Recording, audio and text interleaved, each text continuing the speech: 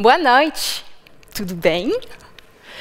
Apprendre à parler portugais quand on parle déjà français, c'est pas très difficile. C'est parce que ce sont deux langues proches, avec une origine commune assez récente. Apprendre le chinois, au contraire, c'est plus compliqué, parce que son origine commune avec le français est beaucoup plus lointaine. Comparer les langues entre elles nous permet d'ouvrir une porte sur leur histoire. Mais comment savoir d'où le langage lui-même vient ? Pour répondre à cette question, de nombreux chercheurs comparent les cris des animaux au langage humain. C'est ce que je fais pendant ma thèse. J'étudie une espèce de singe assez éloignée de nous au niveau génétique, le singe titi. C'est un petit singe du Brésil qui a une douzaine de cris différents, du petit cri d'oiseau, au puissant cri territorial qui s'entend à plus de 1 km et que non, je ne vous imiterai pas ce soir. Nos deux lignées auraient divergé il y a 43 millions d'années.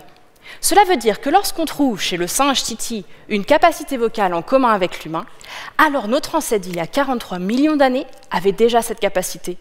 Incroyable, hein? Moi, j'étudie ces cris d'alarme. Il en a deux types, qui l'arrangent en phrases. Avant que je commence ma thèse, des chercheurs de notre équipe avaient placé différents prédateurs empaillés, au sol ou dans les arbres. Et ils avaient montré que les singes titi pouvaient indiquer qui et où était le prédateur, juste en arrangeant ces cris dans un ordre particulier. C'est donc sur cette lancée que j'ai commencé ma thèse, ma principale question étant comment les singes titi comprennent ce message d'alarme. Pour répondre à cette question, j'ai emmené plusieurs prédateurs empaillés au Brésil, une fouine, un aigle, un chat. Je les ai placés au sol ou dans les arbres.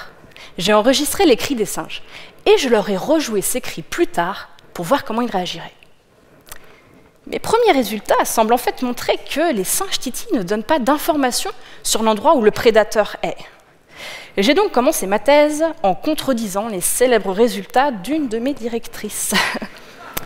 Voilà, un peu tendu comme début de thèse.